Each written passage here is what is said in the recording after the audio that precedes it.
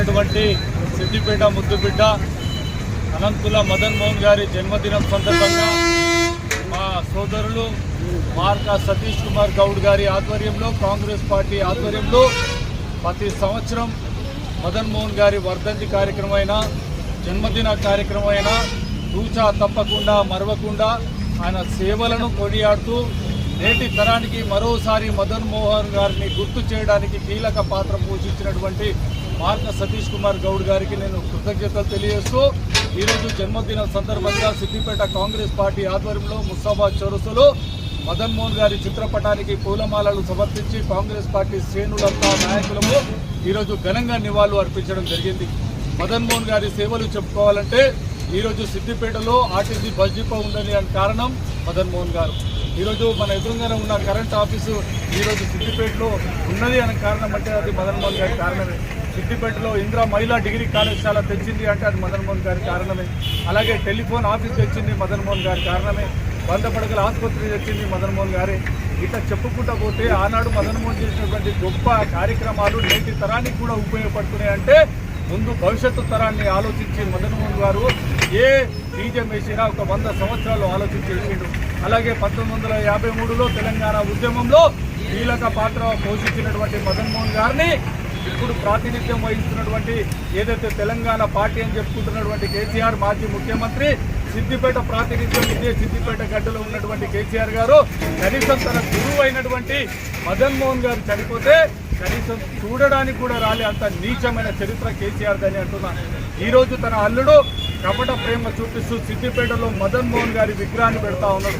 ఎక్కడ పెడుతున్నావు అయ్యా నువ్వు విగ్రహాన్ని అని అంటే కాంగ్రెస్ పార్టీ శ్రేణులను ఇన్వాల్వ్మెంట్ చేయకుండా ఎవరికి చెప్పకుండా గుట్టు చప్పుడు లేకుండా రాజకీయ ప్రయోజనాలు పొందాలని చెప్పి ఒక చిన్న గార్డెన్లో చెట్ల మధ్యలో ఎవరికి కనిపించకుండా మదన్ మోహన్ గారి విగ్రహాన్ని పెడతా ఉన్నాం. ఈ సభ్య సమాజం తలదించుకోలా చేస్తూ ఉన్నాం. ఈరోజు మేము తలుచుకుంటే ఈరోజు ప్రోగ్రామ్ని అడ్డుకోగలుగుతాం. కానీ ఒక నైతిక విలువలు ఉన్నటువంటి వ్యక్తి మదన్ మోహన్ గారు నీతి నిజాయితీ విలువలు గల రాజకీయాలను మాకు నేర్పిడు కాబట్టి ఆ సంస్కృతిని హరీష్ రావుకే వదిలిపెడతా ఉన్నా. ఈరోజు సిగ్గుండాలి స్థానిక ఎమ్మెల్యే హరీష్ రావుకి మదన్ మోహన్ గారి ఫోటోను టీఆర్ఎస్ పార్టీ గులాబీ కలర్లో వేయడం దీనికంటే నీచమైన చరిత్ర స్థానిక ఎమ్మెల్యే హరీష్ రావుకు లేదని తెలియజేస్తా ఉన్నా. నీకు రాజకీయాల ప్రయోజనాలు పొందాలంటే ప్రజల వద్దలకు వెళ్ళు. కానీ ఒక మంచి మహనీయుడు లాంటి వ్యక్తిని మదన్ మోహన్ గారు అంటే కాంగ్రెస్ పార్టీకి ఎన్నో సేవలు చేసిండు.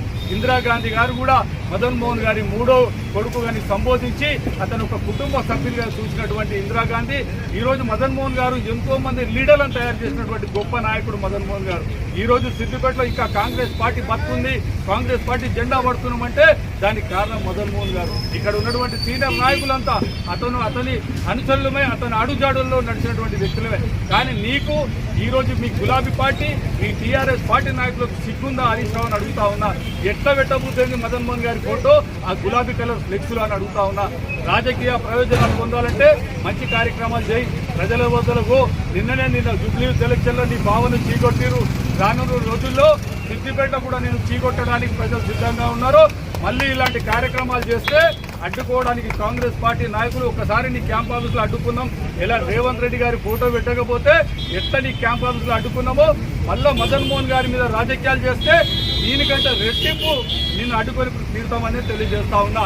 అంతటితో కాకుండా గంప మహేందరన్న ఆధ్వర్యంలో మొన్ననే గతంలో కూడా రాజీవ్ గాంధీ విగ్రహాన్ని హైదరాబాద్ రోడ్లో పెట్టిరు. మార్కా సతీష్ అన్న కూడా మనం అందరం కలిసి సిద్దిపేట నియోజకవర్గమైనటువంటి నారాయణరావుపేట మండలం జక్కాపూర్ గ్రామంలో కూడా మదన్ మోహన్ విగ్రహం పూర్తి ఏర్పాట్లు చేసుకోవడం జరిగింది. అది కూడా ఖచ్చితంగా అవసరం ఉంటే ముఖ్యమంత్రి గారిని ఇన్వైట్ చేస్తాం, మంత్రివర్యులను ఇన్వైట్ చేస్తాం. జక్కాపూర్లో మదన్ మోహన్ గారి విగ్రహాన్ని పెద్ద ఎత్తున ఓపెన్ చేసే కార్యక్రమాన్ని చేస్తూ ఉంటాం. అలాగే సిద్దిపేట నడి ఒడ్డున ఖచ్చితంగా మా మంత్రి గారు దృష్టికి తీసుకెళ్లి వచ్చే ఈ 2 సంవత్సరాల కాంగ్రెస్ ప్రభుత్వ హయాంలో మదన్ మోహన్ గారి విగ్రహాన్ని కాస్త విగ్రహాన్ని సిద్దిపేట నడి ఒడ్డున మేము ఏర్పాటు చేస్తామని తెలియజేస్తూ ముగిస్తా ఉన్నాం.